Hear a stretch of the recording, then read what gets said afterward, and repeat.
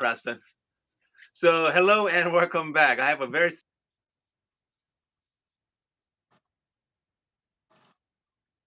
flower child coffee, and also you're part of the fellow coffee subscription as well. So you're my first, okay, for fellow. I signed up for the fellow, and then my first coffee delivered a couple of days ago. So how'd you come up with that name? Flower Child was actually a name a friend of mine came up with, and we're all kind of hippy dippy folks, and so Okay, it was a bit of a callback to San Francisco in the '60s. okay, People who were advocating for love, peace, beauty, and just thought it fit just for the given the area, but just it's a okay. fun name. So So you from Bay Area? I am not. I am from Olympia, Washington.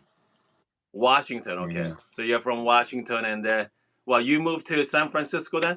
Eventually, Okay. yeah, So when did you decide to getting into coffee business? yeah. So in undergrad, when I was in college, I Uh-huh. really got into it. I had pretty much, in the Northwest, coffee is like a culture. It's a big Yep. culture. And so I had been working maintenance since I was 12, and then I knew as soon as got out of the hard work that I wanted to work in a cafe because I thought it was cool. Yep. And then next thing you know, while I'm in school, I'm like, there's a lot to learn here. There's a lot more to coffee than just, you know, pound it in a puck and then throw it out the window to people. Like, there's a lot of things you can do to make coffee taste better. And that was Sure. in the early 2000s when we were just discovering the potential of green coffee. And so it was an exciting time. And I was in Seattle during that time, and specialty coffee was kind of taking off. Okay. And I eventually decided, you know what, where it's really happening is in New York. I'm going to go to New York and really jump into that scene. So that's what really catapulted me into learning more, kind of chasing the perfect cup, finding those incredible micro lots that were coming out at the time that had pretty much changed our perspective on what coffee could be like. Okay. So right now you're brewing the Ethiopia wash, correct? I am. Yeah. Okay. So by the way, so Princeton, he doesn't mess around. He does about 30-gram dose. Okay. For me, I like to do about 15. So I'm kind of half man, half the man as he is. But okay, so what do I expect from this coffee? So you're gonna get, maybe a little more static on your coffee Okay. because I roasted that on the 5th. Yes. Yep. Fifth. Yeah. So it's a little fresh. I am brewing coffee, from the 14th, Okay. and it's hitting beautifully. The aromatics are, you know, simply described as Ethiopian florals, Mhm. grape mash, that punch down aromatic. Um, it's got a silkiness to it in the cup that's kind of Okay. insatiable, because it's like a dance between acid and sweetness. Um, this coffee has just really always been beautiful, and I've worked with it in the past. And that we actually started with Leo. That was my first coffee last Lay. year Okay. when I started, and I, got it a little late, so it's nice to have it a little more fresh off harvest. It's just singing right now, and I think it's an exciting one if you're new to specialty coffee. Um, and if you've been in it for a while, you can really tell the caliber of. Okay. You know what, Preston? I have to give you a heads up. I have a high expectation in coffee. Okay. Good, good. Okay. Well, So by the way, so people are watching right now. if you're into fellow subscription, so everybody got this coffee, right? Yeah. Okay. So if you're watching, if a fellow subscription, I think so optimally what 2 weeks out? Do it 2 weeks? Yeah. I mean, optimally 3, 4 weeks. Oh, 3 to 4 weeks. Yeah. So This this is is only 10 days out. So right. I mean, you can get into it at any time, and it's going to be a good cup of coffee. If you, like I told you before, if you're getting into it before 2 weeks yep, post roast, grind it and give it some air. I did. Yep. Yeah, and that'll increase solubility and clarity in the cup. Okay, so let's brew some coffee there. Okay, so I mean, how'd you hook up with the fellow then? I mean, you guys are a smaller roaster. Yeah, so I Good. actually work there part time to Oh, keep did the you? lights on. Yeah, I'm trying to. Yeah, so I'm there 3 days a week. Um, and so I made a connection in house. There we go. That's it. Yeah, you gotta make. So, did you get to hang out with Brian? I did. Yeah, I got to hang. I met Brian there. Oh, yep. And there are a lot of coffee nerds like Oh my yourself, gosh. I mean, but you. they're not so obvious in the Bay Area. You have to go online, and you're far away. All the people I know who really, really care about coffee on a deep, intimate level are not in the Bay Area, as far as I know. There's not too many of them. So I was lucky to meet Brian because it's like, oh, you care about the quality of the product, how to brew it well, and when you find those people, you hopefully make friends with them. Well, you know what? I mean, I thought Bay Area was the like capital of the coffee. I don't know. I Yeah, mean, because there's culture. oh yeah, definitely. I think. I guess what I mean by that is that I'm looking for people who are really interested in the quality of the green Hmm. coffee, Oh yeah. and really obsess about the quality of the brew. The end result of the brew should be a reflection of high grade green coffee, and roasted to a point that the roast is not getting in the way. Yeah, I can tell. So I don't know many people in the Bay Area who are doing that or even appreciate it. Yeah, I because I love mean, you, Bay Area. I'm here. Come find me. okay, so where are you? Are you in which area of Bay Area? So I live in West Oakland. Okay, Oakland. Okay. So how long you been roasting? It's been about 5 years now, Okay. 5, 6 years. I started learning in New York. A Uh friend huh. had a couple of roasters in the loft I lived in, Okay. and kind of got the fire there and kept it going, working for other people. What's the coffee? The difference between the East Coast versus West Coast? I don't think that exists. Oh, really? No, I don't think that exists. You could ask me that about dance, Yep. culture, whatever, but I don't think there's a East Coast, West Coast. I will say West Coast had, especially the Pacific Northwest, because Hmm. that's where I'm from. The Northwest is stuck in the late '90s. Even the Okay. Bay Area. We did a cafe crawl recently, and it's Mhm. kind of stuck at that pinnacle of when it just about reached third wave, where the coffee wasn't so much roasted to charcoal or black and kind of went brown, but it didn't seem to move forward too much further than that. But that's the same in the Northeast. So I don't think there's an East Coast, West Coast. Okay. I mean, so I mean, for your roast, I mean, so your business, are you? So you change your coffee every couple of months, or you just stick with like 3 or 4? So I'm trying to have at least 3 or 4 on the menu at a Okay. time. Yep. And the main thing is to give you fresh crop coffee. Okay. So if you notice on that bag, and props to any roaster who does this, Uh-huh. is letting you know when the harvest is. The harvest day. I mean, this is a fresh, right? Consider January 20. Yeah, this year. With Within the year in Yeah. Ethiopians, you can expect that to be bright and lively into January, February.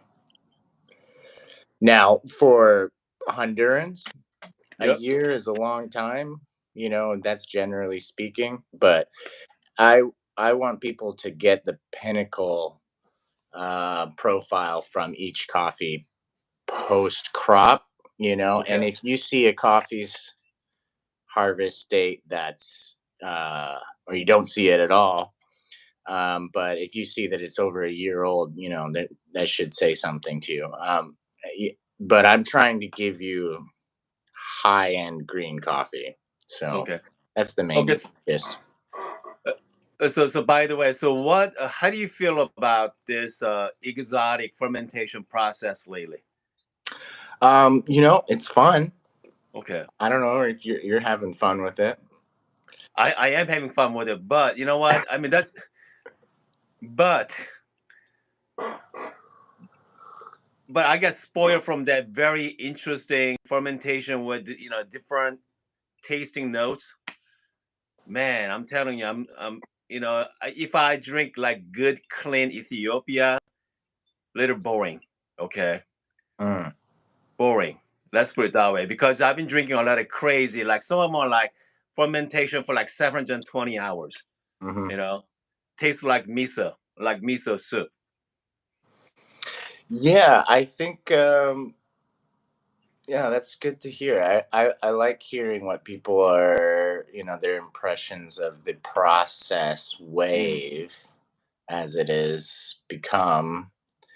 Um, my my goal is to give you the cleanest representation Okay. of that varietal, to clearly express the quality of Oh, farming and picking and maturation. Um, I want you to basically get as close as you can to the product itself, the cherry itself. So you're gonna, those are more delicate, nuanced differentiations. Maybe not as loud as yep. highly processed coffees. So you might notice if I don't know if you looked at the website or whatever, but my Oh yeah. coffees are all washed. Not to say I Yes. Yeah. wouldn't do an anaerobic honey or a natural or anything, but I'm looking for cleanliness. Okay.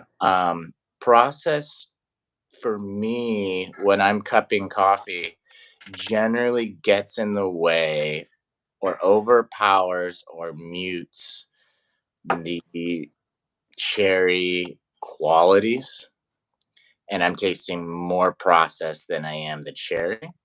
Okay. And I can't tell if that cherry is was picked at peak ripeness. I can't tell if that's a well processed cherry. I'm just getting that process, whatever it may be, anaerobic, malolactic, yada yada. Does that make sense? Oh yeah. And so, do you work with the farmers directly, or do you have another company that source your coffees for you? Yeah, I work with importers. Okay. So I know some of the farmers I've worked with in the past, I've Hmm. been able to continue working with. But you need this whole idea of cut the middleman out is a lot of work. And Oh that's my. Oh another 2 or 3 jobs in and of itself, yeah. importing goods. And I've established some good relationships with the importers I work with now over the last 6 years. So when I told them I was coming back and start my own thing, everybody was really sweet and um, Yeah. did a lot to help me get on board. But I talked to some of the farmers on Instagram and stuff like that, which has been awesome. So the new coffee here, I've been talking. Not all of them are online, but a lot more of them are online these days. Okay, by the way, so this is about 6 minute, 6.5 minute brew time. Okay, so I took your advice, a little finer, and then should be should be interesting.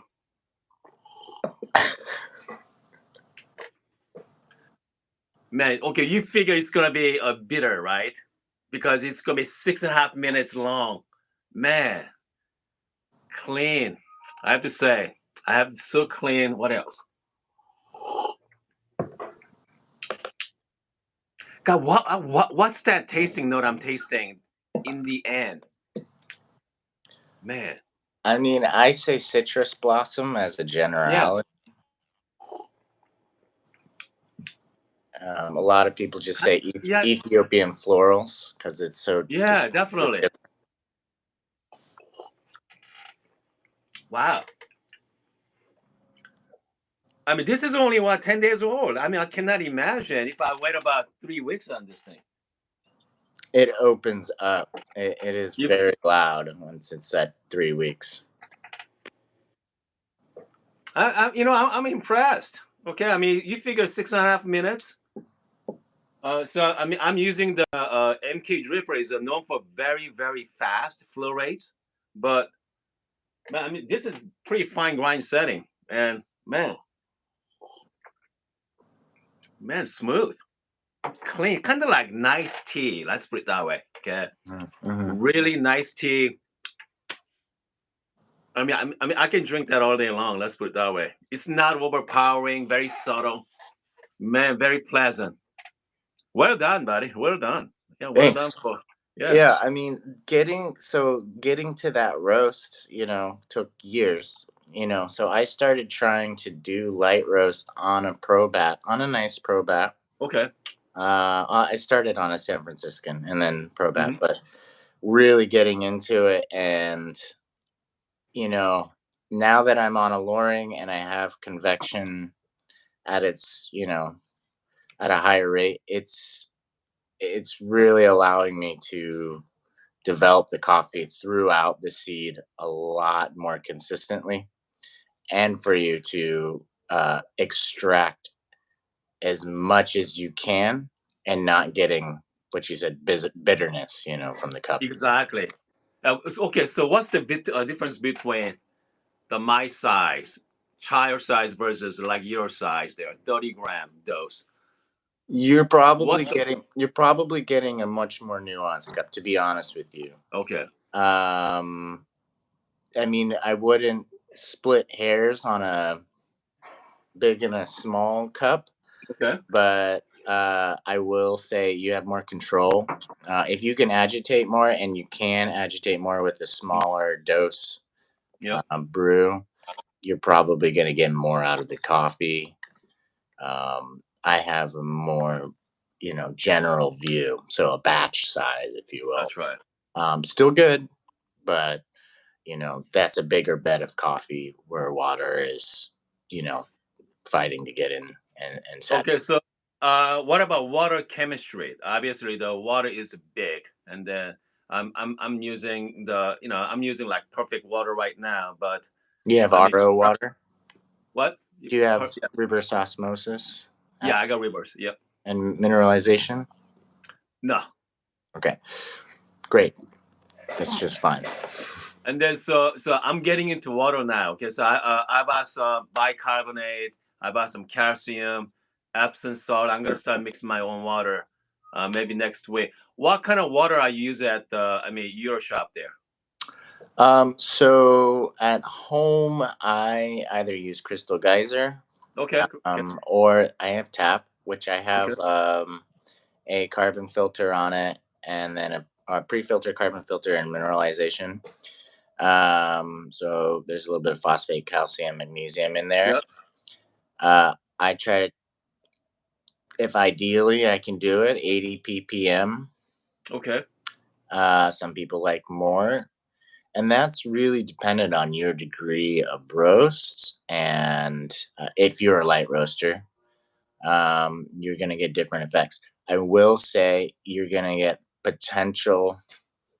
the potential or the lid Hmm. of coffee with something 60 to 120 ppm Okay. mineralization. It's Okay. just a different experience, you know. Oh, I mean, if you're not drinking your coffee, I mean, who is your go-to coffee? Say, You like say, okay, so yeah. I mean, we're on the same page.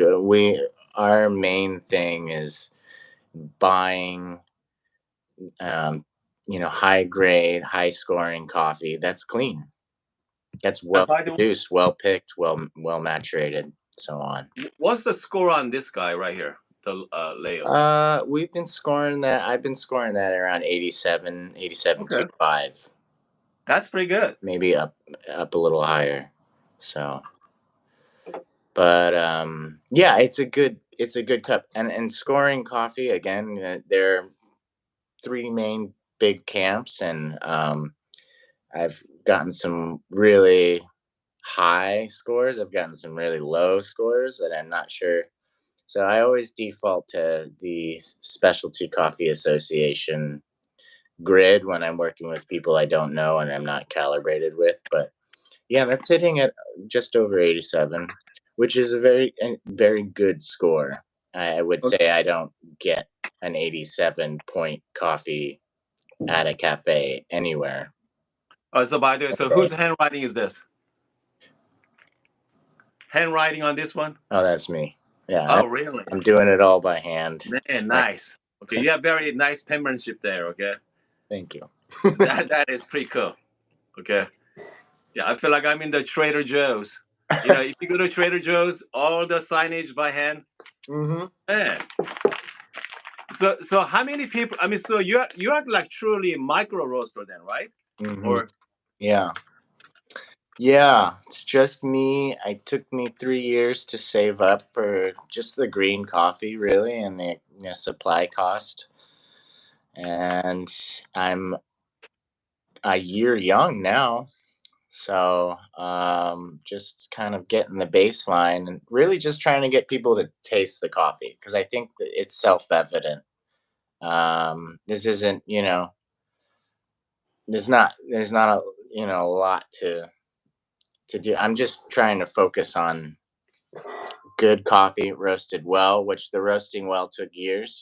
I've got a lot of data, so it's nice to get a new coffee in and it's gonna how best to roast it. So you know what? I mean, you're right because your coffees remind me of say, okay, tremendous because the light roast, I mean this. I mean because the reason why I was really getting into say because Brian he just rave about say, right, so okay, so I gotta try, okay, I gotta try the say, really nice, and then just drink your coffee, man. I mean, this is I cannot wait for when times come, next couple of weeks, and man, I mean, I cannot wait to try that.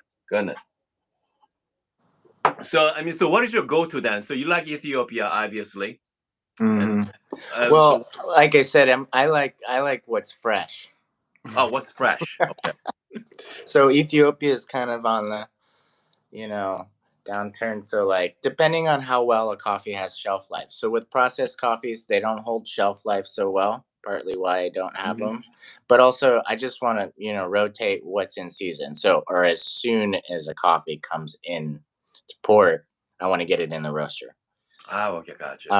So right now, what you're going to be seeing is Ethiopians phasing out. Some of them, Yep, will be good until February, March, but they're fading a little bit. I finally, got rid of my Kenyan just in time. yep. Sorry, is the audio cutting in and out? I think I don't think it's you. I think it's me. Yeah, Ah, because I think my internet is not the best here. So likewise. you know what I mean. But we are in kind of like low budget production. But hey, it's all about the content. Okay, it's Word all up. about the coffee here. It's all about what's fresh. That's why Yeah. I can't say this enough. Like, I want people to get that coffee at its peak. So if you're, so right now you'll start seeing, this is an exciting time. Yeah. I'm cupping through a lot of pre-shipment samples. Um, and meaning that I'm cupping coffee that's about to come in, and I got to select before other people do. Mhm. So right now, Colombians are coming in. Winter is a great time for Colombia. Main harvest in the Andes, and then Mythica, which is their secondary. And then you're going to start seeing some Burundi, and if you're lucky, some Ecuador this winter. So I like what's fresh and Okay, scoring so really well. by the people are watching right now, we are talking about the freshness of the green beans, okay, Hmm. not the Hmm. roast. Correct. So we are talking about what within 12 months considered as a fresh coffee beans. For Ethiopia, you might be okay. Okay. So that's kind of like one of the few coffees, just because those coffee seeds are so dense, and Hmm. if it's a washed coffee, Yeah. has good shelf life. But most coffees at a year, you're gonna see, depending on how it was treated, Hmm. um, and not gonna last that long. So I just got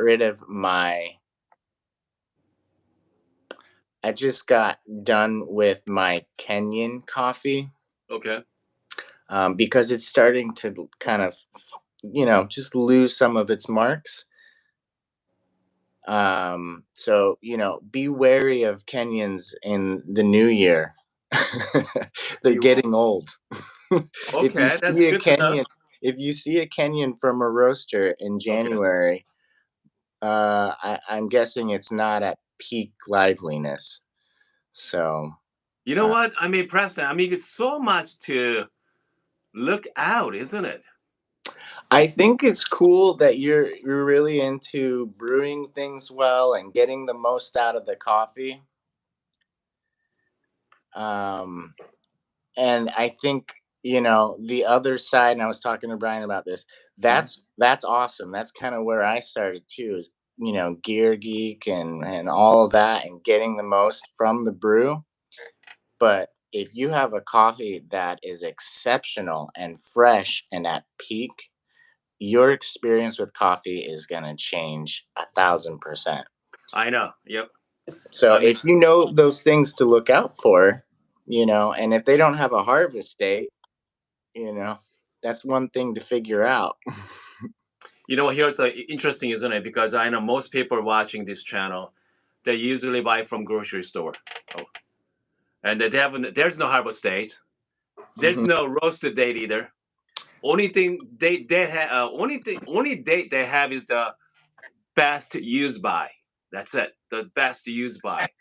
So uh, I mean, if you have opportunity right now, okay, I'm gonna put the Preston's website down below here when we are done.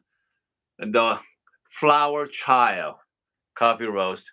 Man, I'm telling you, I'm pretty. I brew some more coffee. I'm almost out. Okay. I mean, there's just like very smooth. Let's put it that way. Mm. Very smooth cup. Mm. Yeah, very smooth cup. Very clean. Man. We got James to ask, do you ship international? Yeah, uh, I think I can. Um, Okay. so put in an order and we'll get it to you one way or another. Okay, so James, I mean, if you're gonna order something from Preston, just make sure order big order, okay? Because it's not worth getting a couple of bags. I think he has a four different coffee. I saw four different coffees. So just get the set, and especially Ethiopia. I mean, since you guys are doing the light roast anyway, the shipping time is not a big deal, because Yeah. you're on the way 2-3 weeks anyway. So yeah, I mean, if you don't order like that, just make sure, yeah, put the order big batch order, not, 1 or 2 bags is not worth it for the international shipping. So man, so let's see here. So as a like small coffee roaster, I mean, what is their struggle then? Obviously, getting the sourcing is a big harder for you? Yeah, so I don't have the buying power that others have. So, That's right. in other words, I don't get priority. That yep. Because I'm not bringing in a ton of money for importers and or farmers. So like this new coffee I just got from Angel Ortega, Hmm. beautiful single varietal lot of pink bourbon, but I only got one out of seven of his bags. So it's not, so for me to say, hey, I want to get a higher scoring cup, Yep. I have to work the network a little bit. Maybe ask a favor or two until I boost my volumes, and then people will start paying attention to me. Um, Possibly. That's I on the mean, importing side. That's just a really tricky dance. so what's the volume there? Are we talking about 1,000 pounds, 1,000 kilos, 10 kilos? What kind of volume there would start taking? I Yeah, better put Preston on the. yeah. That's hard to say. I would say like if I was buying 1,000 to 2,000 pounds a month from any given importer, that would put me on the radar. And the, Not that I'm what? not. I've been in an industry. People know who I am, but they have to know that they can move coffee, and they need to hold on to those customers that do. Because importing's a really tricky dance as well. So, but What about the direct sourcing? Is it more complicated than working with importer? yeah, I mean, there was a phase. I don't know if you remember in coffee, but well, we go direct. Yes. Well, Yep. well, then you need to be on the ground um, year round. You need to have a lab there. If you're going to do it well, you need to open up an export and an import license. So you got to do those businesses, and then you need to be able to secure that in a timely manner. Which, if you're not moving shiploads or container loads, it's not justifiable. So you have to be a very big company to start a couple new companies or importing company. Um, it's a big business in and of itself. So direct buy is nice if you can afford it, but that's a whole other department.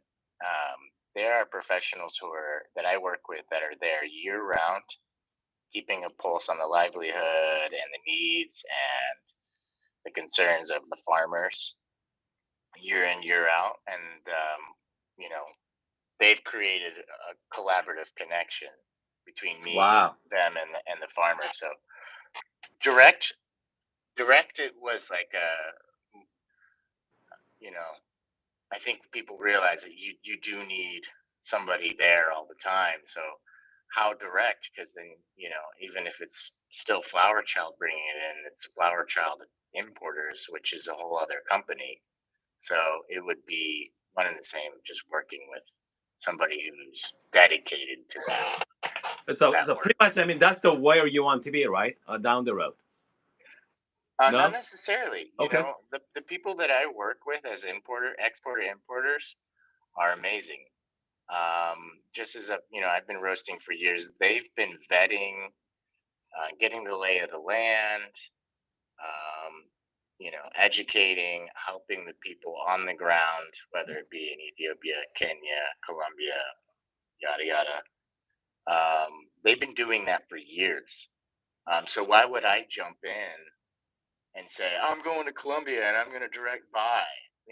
You can't. That's just why not leave it to the professionals who have been perfecting and really building on this business and creating relationships and trust with people in tough areas,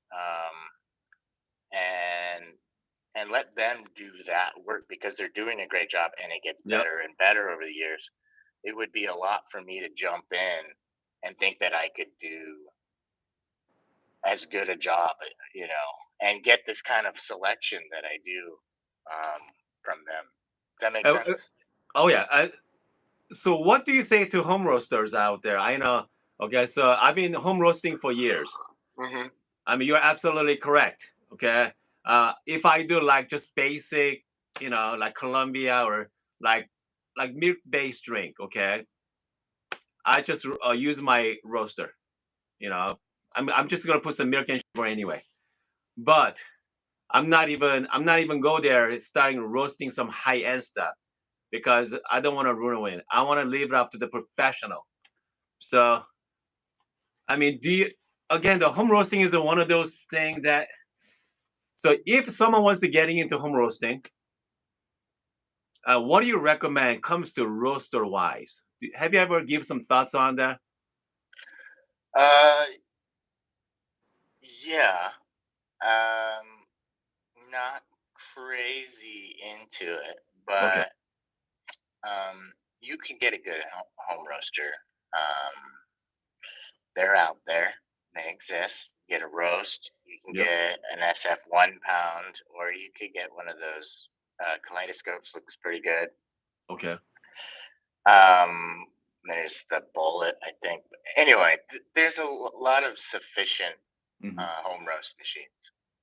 Um, I would say for your own education as a home roaster, do get those nice beans. Do get those nice fresh crop Hmm. lots that you can get and see the difference. See how they roast differently. See how Yep. they taste differently. See how they look differently. Get into that. I would encourage you as a home roaster to go on to Coffee Shrub or Sweet Maria's That's of right. this Yep. and get their Costa Rica Terrazzo. Get Yeah, get some of the nicer coffees, so that you can see the difference. Because even if you are putting milk in it, you're gonna notice Okay. it's a good coffee. Okay. So so what is your like goal for next couple of years? You have some kind of game plan for next couple of years where you want to be or Yeah, so I told you earlier, yep. so I'm gonna build the business. Yep. So, first things first, I want people to taste the coffee, Yeah, yep. and then I'm hoping once they taste the coffee, they understand this is a quality product. That's right. Okay. Bring up volumes.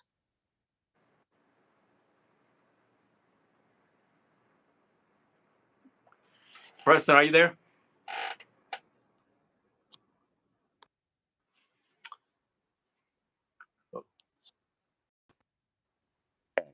Okay. Three, four. Preston, are you there? There we go. Go ahead. Hold on. Check, check. Hold All right. hold on. Hold on. Hold on. Hold on a second. We are. Hold on. I think I'm losing you here. Hold on. There we go. Okay, we are back. This is the We great are thing about back. this is the great thing about technology, buddy.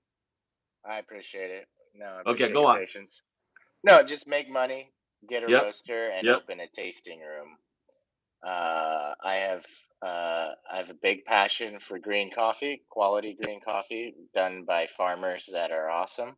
And I want to support the livelihood of farmers eventually by moving coffee. But I also want to open a roaster. I want to get a roaster of my own, and open a tasting room. Okay, so so are you still planning on staying in the West Coast, the Oakland area, or No, no? Okay. I could. Somebody could change my mind, but I don't. Not sure California is good for business or for Man, me. you're so expensive too. Oh my goodness, Yeah. man. So that's part of the plan is once I get enough money to put money down on a roaster, put that roaster somewhere more viable for business. You know what? Make sure put the Arizona on your map. Okay. Make it, sure that's one of your destination in it Arizona somewhere. it's been on the map. Um, Good. it's one of the possibilities. Yeah, because Um, it's much cheaper than California, buddy. Much cheaper than California for sure. And there. we do need some specialty coffee roasters. I think in Tucson, Mm-hmm. uh, we have a Presta.